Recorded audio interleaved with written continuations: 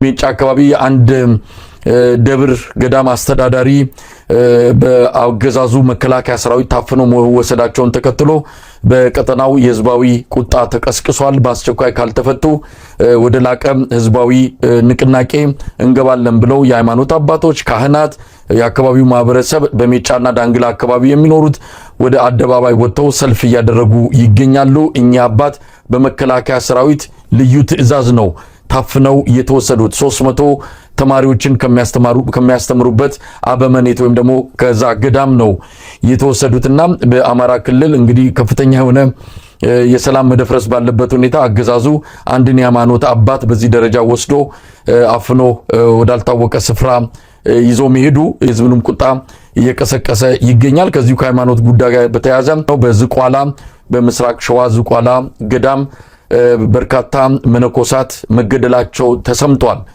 በርካታ እንደዚሁ በቁጥር ያልተገለጹ ታፍነው ተወስደዋል።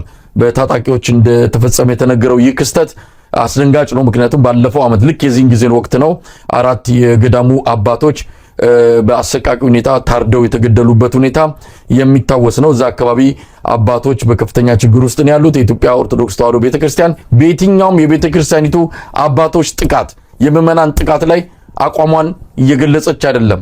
ከዛ ይልቅ ግን መንግስትን አትንኩ የሚሉ አባቶች ናቸው ድምጻቸው ከፍ ብሎ እየተሰማ የሚገኘው። ገለታው እጅግ አሳዛኝ ነው። ለምዕመናን ለቤተክርስቲያኒቱ ልጆች መቆም የሚገባቸው አባቶች ሁሉም ማለት አይደለም፣ የተወሰኑት ድምጻቸው እየጎላ ያለው፣ ሌሎቹ በዝምታ ስለሆነ አቋማቸው ምን እንደሆነ አናቅም። እነዚህ ግን ድምጻቸው የሚሰማ አባቶች በአሁኑ ሰዓት ቤተመንግስትና ቤተክህነት ተቀላቅሎባቸው ስለማን እንደሚቆሙ እንኳን እርግጠኛ ባልሆኑበት ጊዜ ላይ ነው ያለነው። እንደዚህ አይነት የምዕመናን ግድያ የአንድ አባት ሁሉን ነገር ትተው ገዳም የገቡ አባትን አፍኖ መከላከያ ሲወስድ በዝምታ ማለፋቸው እጅግ አስገራሚና አነጋጋሪ የሚያደርገው ጉዳይ ነው። ሌላው በቅርቡ ታፍነው ከተወሰዱት ወደ ደርባ የሲሚንቶ ፋብሪካ አካባቢ ሰሜን ሸዋ ጫንጮ አካባቢ ከተወሰዱትና የውጭ ሀገር ዜጎች የሚገኙበታል ተብሎ ነበረ 3 ቻይናውያን አሉበት ነው የተባለው። 3ቱም ቻይናውያን ህይወታቸው አልፎ ወይም ደግሞ ተገድለው ተገኝተዋል። ስለዚህ የውጭ ሀገር ዜጎችም እየተገደሉ ያሉበት ሁኔታ ነው እየተሰማ የሚገኘው። በእነዚህ ጉዳዮች ሁሉ እስካሁን በአብይ አህመድ አገዛዝ በኩል የተሰጠ ማስተባበያም ሆነ ሌላ መግለጫ ምላሽም የለም።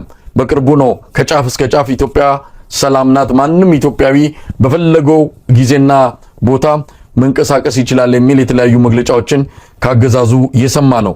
እንግዲህ ወቅታዊ ሁኔታዎችን ያነሳውልህ በእነዚህ ላይ አስተያየት ስጥና ሌሎችንም እናነሳለን። ገለታው እነዚህ ያነሳሳቸው ወቅታዊ ጉዳዮች ማሳያ ናቸው። አንድ ትላልቅ ነገር የሚያሳዩት ኪሳራችን አቅጣጫው ብዙ እንደሆነ፣ ቤተክርስቲያን እንደገባ፣ መስጊድ እንደገባ፣ ማህበራዊ ኪሳራ ውስጥ እንደገባን፣ ግጭቱ ማብቂያ የሌለው እንደሆነ የሚያሳይ እኮ ነው። አሁን የቤተክርስቲያን ጉዳይ የታሰሩት ይፈቱ፣ ቤተክርስቲያን ላይ የሚደርሰው ግፍ ይቁም ማለታቸው ቀርቶ ትተውት እሱን ማትተውት እኮ እየሸለሙ ነው ያሉት። አሁን አንዱን ዋናውን ተጠያቂ ሰው ሸልመውታል። ባህር ዳር አረጋ ከበደን ሲሸልሙ እኔ የመጨረሻ አብቅቷል ባይ እኮ ነኝ።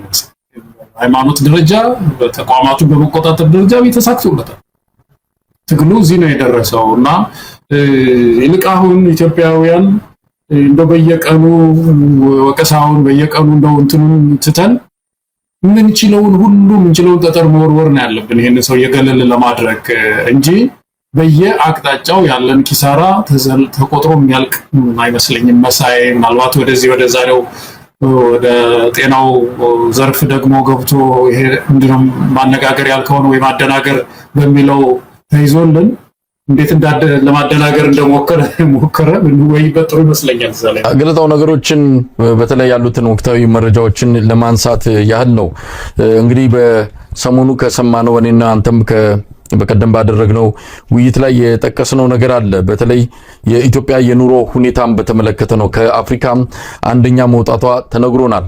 ኢትዮጵያ በኑሮ ውድነት ነው ከአፍሪካ አንደኛ፣ ከዓለም 53ኛ ደረጃ የምትገኝበት ሁኔታ ነው ያለው። የንግድና ቀጠናዊ ትስስር ሚኒስቴር ከሰሞኑ ለፓርላማ ሪፖርት ማቅረቡን አንስተናል። እናንተ በዛው በፓርላማው መድረክ ላይ የንግድና ቀጠናዊ ሚኒስትሩ ሲገልጹ የነዳጅ ድጎማ ሙሉ በሙሉ እንደሚነሳ ተናግረዋል። አሁን ከሚቀጥለው ወር ጀምሮ ሙሉ በሙሉ የነዳጅ ድጎማው ይነሳል አሉ። በዚህ የተነሳ በአማራ ክልል ከፍተኛ የነዳጅ እጥረት ተከስቷል። የትራንስፖርት ዋጋ በ1000 በመቶ ጨመረ በአንድ ጊዜ። ገና ሐምሌ ላይ ይከሰታል የተባለው የድጎማ መነሳቱ ጉዳይ ሳይመጣ በዋዜማው የነዳጅ ዋጋ ጨምሮ በየቦታው በአሁን ሰዓት በኮንትሮባንድ ካልሆነ በስተቀር ነዳጅ ማግኘት አይቻልም። ትራንስፖርት 1000 በመቶ ጨምሯል። ኢትዮጵያውያን እስካሁን ካለው የበለጠ የከፋው ጨለማው ጊዜ እየመጣባቸው ነው። አብይ አህመድ ይሄን ነው ማንሰራራት ያለው። አብይ አህመድ ነው ጣጣችንን ጨርሰናል 2-3 ዓመት ቢጨመርበት ኢትዮጵያ ከመከራ ትላቀቃለች ብሎ የገለጸው ይሄንን ነው። ከመከራ ከችግር ላይ ችግር እየገባን ያለ ነው። ይሄንን ደግሞ በአደባባይ ከራሳቸው አንደበት ነው የሰማነው። የነዳጅ ድጎማ ሙሉ በሙሉ ይነሳል ነው ያለው። ሐምሌ ላይ እንግዲህ የነዳጅ ድጎማው ሲነሳ ኢትዮጵያ ውስጥ አሁን ካለው 112 ብር በሊትር 200 ብር ሊገባ ይችላል። ሐምሌ 1 ቀን ይሄ ውሳኔ ተወስኖ ሐምሌ 2 ቀን ነዳጅ በሊትር 200 ብር ይገባል። ገለታው ምናልባት እዚህ ላይ እንደው አጭር አስተያየት እንስጥ። እኛ መሬት ላይ ያለውን ነገር ነው የምንናገረው።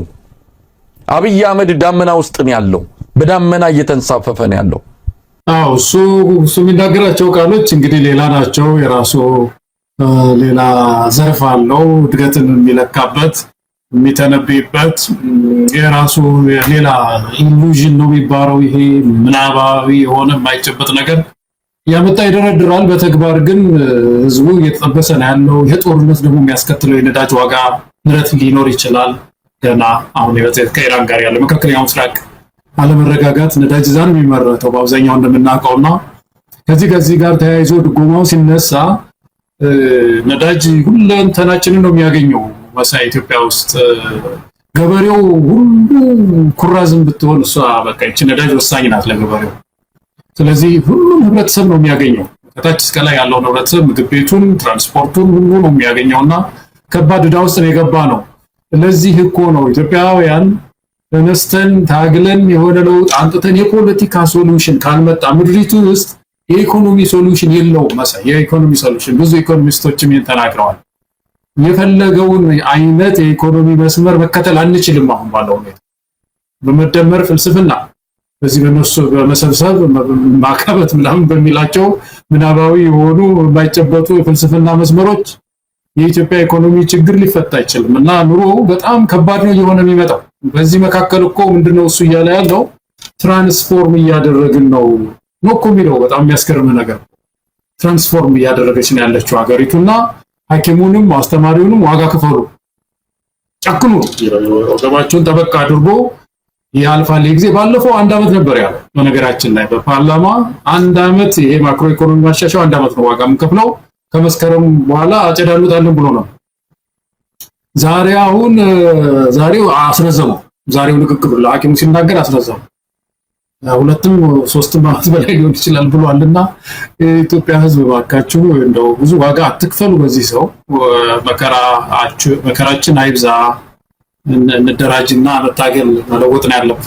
በዚሁ የሐኪሞቹ መድረክ ላይ እንግዲህ እሱን ተከታትለን ነው ለዚህም ፕሮግራም የተገናኘ ነው። አንድም እንግዲህ ምን የተለየ ነገር አለው? አብይ አህመድ ሐኪሞችንም አርቲስቶችንም ነጋዴዎችንም ባለሀብቶችንም መምህራንንም ሁሉንም በሰበሰበ ጊዜ ከተናገረው አንድ ምናልባት አጠቃላይ ፓተርኑን ይሄ የነበረውን አጠቃላይ በእያንዳንዱ የአብይ አህመድ መድረኮች ላይ ያለውን ተመሳሳይ ነገሮች እስቲ እናንሳ።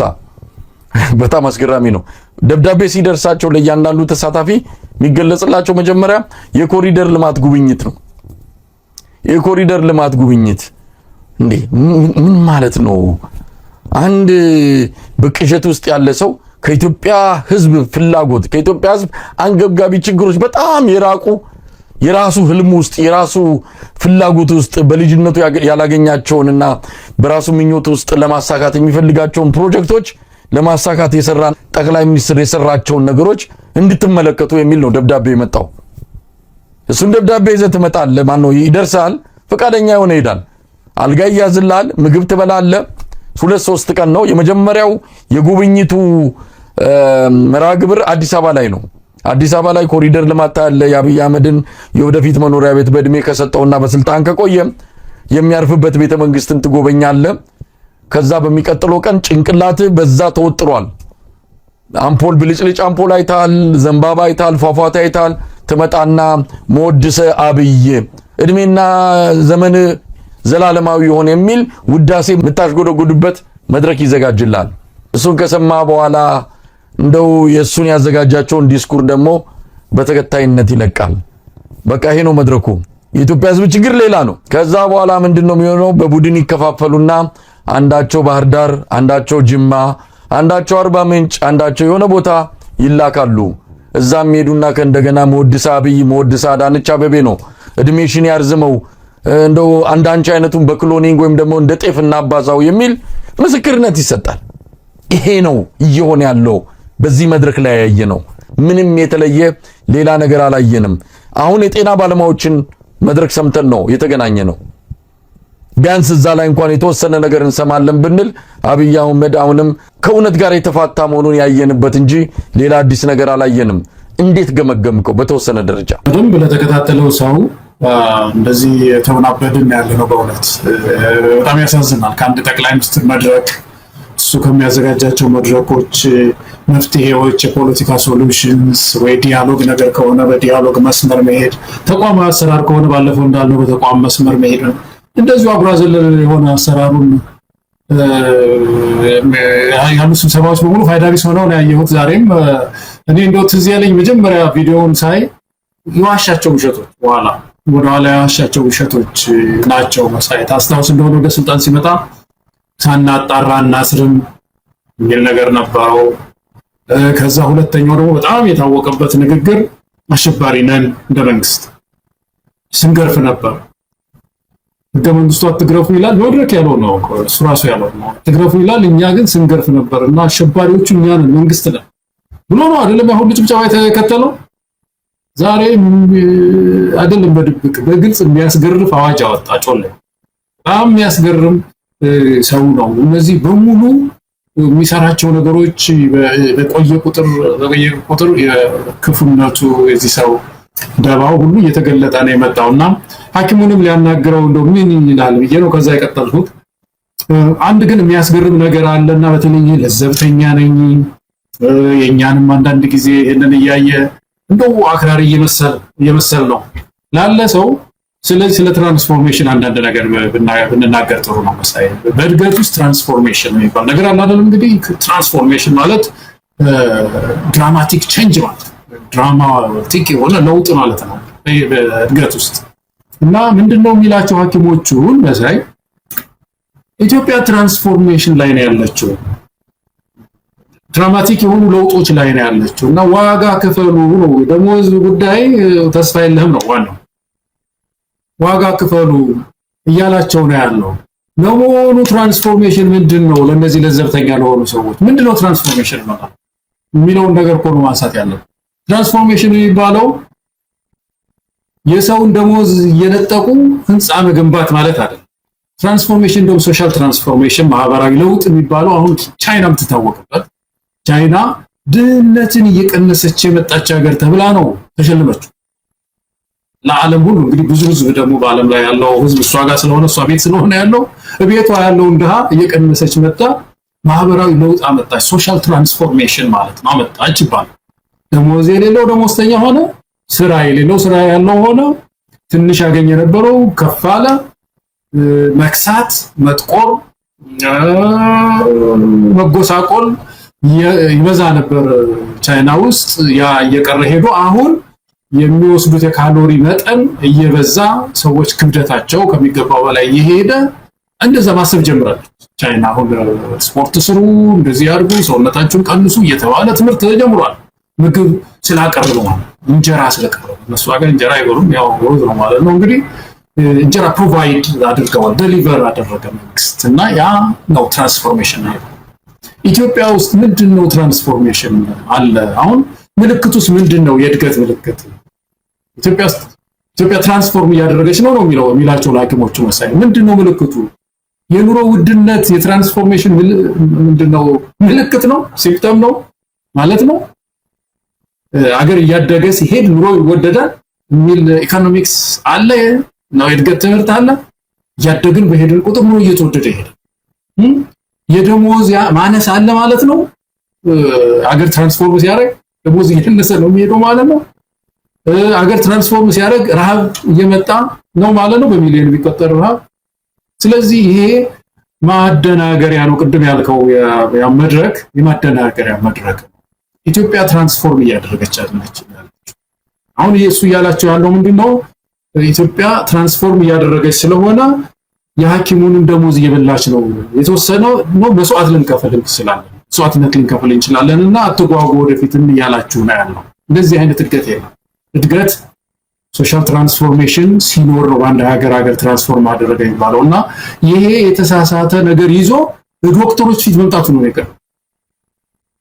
እነዚህ ሰዎች እኮ ዶክተሮች እኮ ናቸው፣ ሐኪሞች እኮ ናቸው፣ የተማሩ ሰዎች እኮ ናቸው። ያውቁታል ይሄንን እኮ መሰል እንዴት ደፍሮ ነው ይሄንን አሁን ሀገር ትራንስፎርም እያደረገ ነው እናንተ ደሞዝ ቢያንስም ቻሉት የሚለው ነገር በጣም ያሳዝናልና በአጠቃላይ ያንን አቢዩዝ ነው ያደረገው። እነዚህ ወርዶች ሁሉ ያዋረዳቸዋል፣ የእድገት ቃሎች ሁሉና በጣም ያሳዝነኛል። መሳይ እንደው አንተ ጨምርበት። ገለታው እንደው ትንሽ ስለመድረኩ በመንግስት መገናኛ ብዙሃን የተላለፈው እንዳለ ሆኖ ያው ተቆራርጦ ተከታትፎ ሊቀርብ እንደሚችል ምንም ጥርጣሬ የሚያስፈልገው አይደለም። ነገር ግን መድረኩ ላይ የተገኙ ሰዎችንም መረጃ ሰብስበን ነው የምንናገረው። እጅግ አሳፋሪ የሆነ መድረክ ነው። ቀደም ሲል እንዳልነው ነው የኢትዮጵያ ጤና ባለሙያዎች ንቅናቄ ቦርድ አለ። ይህንን አጠቃላዩን ንቅናቄ እየመራ ያሉ ዋና ጥያቄ አለን 12 ጥያቄዎች አሉን ብለው ጥያቄዎቻቸውን በደንብ 1 2 3 4 ብለው አስቀምጠው ንቅናቄ ጀምረዋል። እነሱን ካላሳተፍክ ማንን ልታናግር ነው?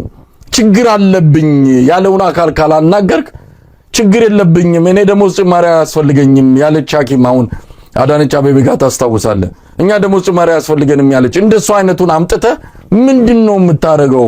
ጉንጭ ማልፋት የሰውን አይን እና ጊዜ ከማባከን ያለፈ ምን ትርጉም አለው? እነዚህ ሰዎች ሲነግሩን መድረኩ ቀልድ ነው።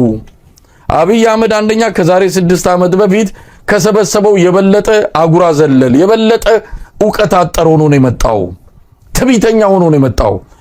ያኔ ቢያንስ የተወሰነ የስልጣኑም ገና የመጀመሪያ ጊዜ ስለነበረ ገና ይሄ ምንድነው የህዝቡም ሆይ ማለት ገና ስላልበረደለት በተወሰነ ደረጃ ለዘብ ብሎ ነበር የመጣው። አሁን ሙልጭ ያለ ከዕውቀት ነፃ ሆኖ ነው የመጣው።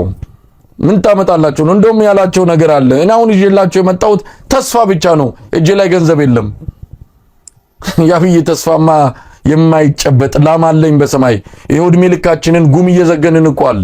የሱ ተስፋና የሱ ቅዠት ማብቂያና ማለቂያም የለውም።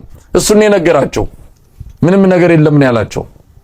እንዲሁ ያምታታ ነው እንግዲህ ከዚህ ከብር መውደቅ ከአጠቃላይ የገንዘብ የመግዛት አቅም ማነስ ጋር ተያይዞ የብር ዋጋ መሬት ላይ ዘጭ ብለዋል። የብሩን ቁጥር ብቻ እያሰላ ትንሽ ሊያሞኛቸው ፈለገ። ለማንኛውም ትርጉም የሌለው መድረክ ነው። አሁንም ቀናት ነው የምንሰጠው። ምናልባት እስከ መስከረም ያሉ ወገኖች አሉ። ኖ እስከ መስከረም የምንሰጠው ጊዜ የለም። ለተወሰኑ ጊዜ እናያለን የሚላቸውን ነገሮች እንደማያደርገው እናውቃለን። ይሄ አገዛዝ ቢፈልግ እንኳን አያደርገው፣ ምክንያቱም አቅም የለውም፣ ፈጽሞ አቅም የለውም፣ አያደርገውም። የመንግስት ለውጥ የስርዓት ለውጥ ካልመጣ በስተቀር እነሱ የሚያስቡት ይሄ መሰረታዊ የጤና ሴክተሮቹን መዋቅራዊ ለውጦችን ይሄ አገዛዝ ሊያመጣ የሚችል አይደለም። ይሄ አገዛዝ የከሸፈ ነው፣ በራሱ በብዙ ነገሮች የተተበተበ ነው። ስለዚህ ይሄ ዝም ብሎ ለቴሌቪዥን ብጆታ የተዘጋጀ መድረክ እንጂ የጤናውን ሴክተር ቅንጣት ታክል ለውጥ ሊያመጣ የሚችል አይደለም ብለው እንትን ብለዋልና በነገራችን ላይ መድረኩ ላይ ንቀቱን የሚያሳየበት ነው። ስራ ብትለቁ ከ500 በላይ ቀጥሏል፣ ሁላችሁም ብትቀሩ ምንም ይለወጥ ነገር የለም የሚል ድፍን የሆነ የማይጠበቅ ንግግር ነው ያደረገው። ምን ያህል ዋጋ እንደሌላቸው ለማሳየት የሄደበት ርቀት በጣም አሳፋሪ ነው። ስለዚህ የጤና ባለሙያዎቹ እንደው ለማንኛውም ብለው የተሳተፉበት አለ። በአብዛኛው ካድሬ ቢሆኑም በአብዛኛው የተሳተፉት ለአብይ ምስጋናና ውዳሴ ለማቅረብ ቢሆንም ነገር ግን መሰረታዊ በሆነ መልኩ ጥያቄ ይዘው እየተንቀሳቀሱ ያሉት የጤና ባለሙያዎች አሁንም ከአጠቃላይ ይህንን ለውጥ ለማምጣት ከጀመሩት ትግል ምንም አይነት ነገር ዝንፍ አያደርገንም፣ በሚቀጥሉት ቀናትና ሳምንታት ጥሪ እናደርጋለን የሚል አቋም እንዳላቸው ነው ከቦርዱ አካባቢ ያገኘሁት መረጃ የሚያመለክተው። ገለጣው መጠንከር ነው ያለባቸው ሐኪሞች። መቼም እነሱ ብዙ የሚያውቁ ልጆች ናቸው። እንደዚህ አይነት በዚህ ሰውዬ መቼም ሊደናገሩ አይችሉም። እንደው የዚህ የትራንስፎርሜሽን ነገር የድራማቲክ ቼንጅ በአማርኛ እንግዲህ አስደናቂ ለውጥ ማለት ነው። ትራንስፎርሜሽን ማለት አስደማሚ ለውጥ ማለት ነው። እና አስደማሚ ለውጥ ምልክቶች የሉም ኢትዮጵያ ውስጥ። የኑሮ ውድነት የአስደማሚ ለውጥ ምልክት አለ። የውድቀት ምልክት ነው። ኢንፍሌሽን የውድቀት ምልክት፣ የማክሮ ኢኮኖሚ ህመም ማሳያ ነው፣ ይታወቃል። ማክሮ ኢኮኖሚ አንዱ ማሳያው ኢንፍሌሽን፣ ሌላው የዚህ ስርዓት ቁጥር እሱ አንዱ የማክሮ ኢኮኖሚ ማሳያ ነው። ኢንፍሌሽን ዋናው የማክሮ ኢኮኖሚ ችግር። ስለዚህ ማክሮ ኢኮኖሚያችን ከባድ ህመም ላይ እንዳለ ነው የሚያሳየው።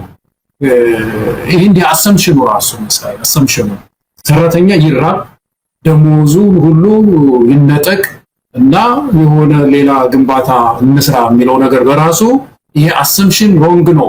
በኤችዲአይ ውስጥ ሂውማን ዲቨሎፕመንት ኢንዴክስ ውስጥ የሰው ልጅ ነው ሶሻል ትራንስፎርሜሽን ማምጣት ነው የሚቀድመው ከህንፃ ወይም ከሌላ ነገር። ሐኪሙን እንዲራብ አድርጎ የህክምና ተቋም ያድጋል ማለት አይቻልም። ይሄ ሰዋዊ ትንተና ነው፣ ሰዋዊ ሐሳብ ነው። ይሄ ሐኪምን አስርቦ የተራበን ሐኪም እንዲሰራ ማድረግ አንችልም። አስተማሪ ከተራበ ሆዱ ከተራበ አይምሮውም ይራባል። አእምሮአችን የተገናኘ ነው ከሰውነታችን ጋር። የደከመ ሰውነቱ በተመጣጣኝ ምግብ የደከመ መምህር ውጤታማ ሊሆን አይችልም። ስለ ልጆቹ ረሃብ የሚያስብ አስተማሪ ልጅ ሊያስተምርልን አይችልም። ፊውቸራችን እየተበላሸ ነው። ስለዚህ እንደዚህ ያደረገ ሀገር የለም። ሰራተኛን ደሞዝ በልቶ ሀገር እያሳደኩ ነው የሚል የለም። እና ይሄ ቀላል ነገር ነው። አይ ቲንክ ሐኪሞቹም አስተማሪዎቹም ደሞዛቸውን ምንዳቸውን መጠየቅ ያለባቸው። ሁለተኛው በጣም አስገራሚው ነገር ለነዚህ ሐኪሞች ምን ይላቸዋል መሰለህ? ይህንን ጥያቄያቸውን ሌሎች እየቀሙት ነው ያሉት። ቀምተውታል መሳይ ማለት ነው። ለነገር ባይናገርም እዛ እንደዚህ አንከር ሚዲያ ምናምን እየቀሙ እንትን እያደረጉት ነው እና ያሳዝናል ይላቸዋል። እኔ ይህን አስተሳሰብ ይዞ ጠቅላይ ሚኒስትር ኢትዮጵያን የሚያክል ሀገር በመምራቱ እኮ ነው የማዝነው መሰለኝ። የፖለቲካ ጥያቄን ለምንድን ነው የሚያራክሰው መድረክ? ፖለቲከኞችስ ሌላ ምን ስራ አላቸው? የህብረተሰብን ጥያቄ አይደለም ማንሳት ያለባቸው? የሐኪሙን ጥያቄ ከማንሳት ሌላ ምን ቢዝነስ አለው አንድ ፖለቲከኛ? ይሄ እኮ ነው በቃ ያለን ቢዝነስ እኮ ይሄ እኮ ነው መሳይ። አንድ ጤናው ችግር አለብኝ ሲል የጤናውን ችግር አይተን ያ መፈታት አለበት፣ አንተ ካልፈታው እኔ ፈታዋለሁ ነው የሚለው ፖለቲከኛ። ለምን እርኩስ ይሆናል ይሄ ሐሳብ? ሐኪሙስ ደግሞ ይህን ስታነሳ ፖለቲካዊ ይዘት አለው፣ ያ ነው የሚያጣላን ለምን ይላቸዋል? የፖለቲካ ጥያቄ እኮ መብት እኮ ነው፣ ዋና መብታችን ነው። ኢትዮጵያ ውስጥ ፖለቲካ መብት አለን፣ የማህበራዊ ጉዳይ መብት አለን፣ የሃይማኖት መብት፣ ብዙ መብቶች ናቸው ያሉን። አንዱ ጥያቄዎቻችንን ወደ ፖለቲካ ጥያቄ መለወጥ ነው። ስለዚህ ይሄንን ሲያራክስ ይሄ ሰው ያችን ሀገር በፍጹም ወደ መድበለ ፓርቲ ስርዓት ሊመራት እንደማይችል የፖለቲካ ጥያቄ የሚባለውን ነገር በሱ በዚህ ሰው ዘመን ዳዋ እንደበላው የሚያሳይ ነው። ለውጣችን ሁሉ እዚህ ደርሷል እና ይሄንንም ሐኪሙ መፍራት የለበትም። ጥያቄያችን የፖለቲካ ይሁን የኢኮኖሚ መድበው የሆነ ካታጎሪ ውስጥ አስገብተው ኩልል ያለ ጥያቄ ነው ያለን። አስተዳደራዊ ለውጥ ይምጣ፣ የአድሚኒስትሬሽን ለውጥ መምጣት አለበት ነው የሚሉት። እንትናችን አገልግሎታችን ጥቅማችን ይከበር ነው የሚሉት። ብዙ የፋሲሊቲ ጥያቄ አንስተዋል። ይህን ጥያቄ ፈለገው ውስጥ አስገባው። ሌላው ጥያቄ ደግሞ አንስቶ ከደገፈን እሰየው እንዴ ይህን ጥያቄ ፍትሃዊ ነው ካለ ለምን ፍትሃዊ ትላለህ ብለው ይከላከሉ ማለት ነው ሐኪሙ። እና ሚዲያው ይህንን ጥያቄ ሳይፈራ ሳይሸማቀቅ የፖለቲካ ፓርቲዎችን ለማሸማቀቅ ነው። አሁን አንዳንድ የፖለቲካ ፓርቲዎች ሐኪሙ ጎን ተሰልፈናል እንዳይሉ እንደ ኢዜማ አይነት ፓርቲዎች ስለሚፈልግ ነው። እና ይሄ በጣም ግን አሳፋሪ ነው፣ በጣም አሳፋሪ ነው በእውነት። አንድ ማንም ሰው ሊለው በተለይ መሪ ሊለው የማይገባ ነገር ነው የሰማሁት። ገለታው እንደው አጠቃላይ ምናልባት ተጨማሪ የአብይ አህመድ ህዝባዊ መድረክ እንዳለ አላቅም። እንግዲህ ሁሉንም አዳርሷል። ምናልባት የጎዳና ተዳዳሪዎችን ደግሞ ሰብስቦ እነሱን የሚያናግርበት መድረክ ካለ እንጠብቃለን። ምክንያቱም ሁሉንም ጨርሷል፣ ያላናገረው የለም። እንደው ድምር ውጤቱን ምን አገኘ?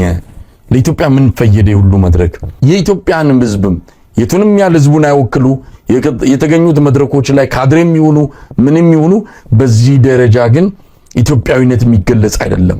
ምንም ይሁን ለሆዳቸው የሚደሩ የውቀትም የፖለቲካም ግንዛቤያቸው ያነሰ ይሁን በዚህ ደረጃ የጀርባ አጥንት ማጣት በዚህ ደረጃ መልፈስፈስና ይህን ሰውዬ እንዲያድርጎ መግለጽ በጣም በነገራችን ላይ በዜናም አንስተነዋል። የፖለቲካ ፓርቲዎች ሲጠሩ በኮሪደር ልማት ላይ እንድትጎበኙ ተብሎ ነው። ምን ማለት ነው? ምን አገባቸው እነሱ? እንደውም ይሄን የኮሪደር ልማት ጥቅምና ጉዳቱን በተለያዩ ጥናቶች ፈትሸውና መዝነው እያጋለጡ የራሳቸውን ነጥብ ማስቆጠር ሲገባቸው አንተ ኑርልን እንደውም እንኳን አይደለም የምትሰራው ህልምም ራሱ እንዴት እንደሚያስደስተን እያሉ የሚገልጹ የፖለቲካ ፓርቲዎች መኖራቸው በራሱ እንደ ሀገር ያሳፍራል። እና አብያውን ቁጭ ብለው እንደ ብልጽግና ግምገማ ያደርጋሉ። እንዴት ነበሩ መድረኮቹ? ምን አገኘን ምን አጣን የሚል። እስቲ እነሱ ጫማ ውስጥ እንግባና ምን አገኙ ምን አጡ ብልጽግናዎች ከዚህ መድረክ? ጥሩ ነገር ነው መሳይ፣ ይሄን ቢጠይቁ ጥሩ ነው። መጀመሪያ ከሪሰፕሽኑ ሲጀመር የመጀመሪያው ጉብኝት ከሱ ምን አገኘን፣ ሁለተኛ የስብሰባው ቀን ምን አገኘን፣ ሶስተኛው ሽኝት ደግሞ አለ አይደለም ከሽኝቱ ምን አገኘን የሚል ነገር መጠየቅ አለባቸው። እኔ መቼም የመጀመሪያው ቀን ይሄ ጉብኝት የሚባለው ነገር ያስገርመኛል በጣም። አንደኛ ለምሳሌ አዲስ አበባን ሐኪም አዲስ አበባ ውስጥ ነው የሚኖረው፣ ከውጭ ሀገር የመጣ ምንድነው ዲፕሎማት አይደል። ኮሪደር ማስጎብኘት ለዛ ሐኪም በጣም ይገርመኛል። አንዱ ይሄ ነው የሚገርመኝ። መቼም አንዳንድ ያልታዩ ቦታዎች ጋር እንደዛን ማሳየት ሊኖር ይችል ይሆናል እንጂ ከተማ ውስጥ ያለውን ነገር መቼም ያየዋል ሁልጊዜ ብዬ ነው። እሱ አንድ የሚያስገርመኝ ነገር ነው። ግን በተለይ ቤተመንግስት አካባቢ የሚደረግ ጉብኝት ብልጽግናዎች ቁጭ ብለው ሲያዩ አስተማሪው ሐኪሙ ይህንን አይቶ ቁጭት ይዞ ነው የሚሄደው ወይስ ተደስቶ ነው የሚሄደው የሚለውን ለማሰብ ይሄ ከባድ ነገር ነው ወይ? ምን ካልኩለስ አለው? ምን ከበድ ያለ ስሌት አለው ነው። እኔ አሁን ዝም ብዬ በሆነ አስተማሪ ሆኜ በጣም ደሞዜ ዝቅተኛ አስተማሪ ሆኜ በኑሮ እየተሰቃየሁ ያለው አስተማሪ ተጋብዤ ቤተመንግስት ተመልከተው ያብይን መሄጃ በዚህ በኩል ነው የሚያልፈው፣ በፊት የነበረው እንደዚህ ነበር፣ ዛሬ የሁሉ ሆኗል፣ ጽሕፈት ቤቱ ያምራል ምናምን ቢሉኝ እኔ ደሞዝ ነው የማስበው መሰለኝ። እኔ ደሞዜ ምነው አነሰ? ጠቅላይ ሚኒስትሬ እንደው መቀመጫውን እያሳመረ ምነው የኔን ቤት አፈረሰው? ምነው የኔን ኑሮ የኔን ትዳር ምነው ጎዳው ብዬ እጠይቃለሁ። እና የሁሉ አስተማሪ ጥያቄ የሐኪም ጥያቄ ይሄ ነው የሚመስለኝ። በጉብኝቱ ጊዜ መጀመሪያው ኤክስ ነው። እኔ ከዚህ የሚገኝ ውጤት አለ ብዬ አላስብም። ሁለተኛው የስብሰባው ቀን ያው ያልከው ነው መሳይ። በተለይ አሁን ባሉት መድረኮች ላይ ከፍተኛ ብጠት ይታይበታል። በፊት ከነበረው ልክ የፈለገውን የሚሰጥ የሱ ንግድ ተቋም እንደሆነ ሰራተኞችን ቀጥሮ እንደሚወረውርላቸው አይነት ነው ንግግሩ ሁሉና ያስገርመሃል። አሁን ስለ ንጽህና ሲያወራ እኔ ያለ በቃ ዋና ስራ ያለ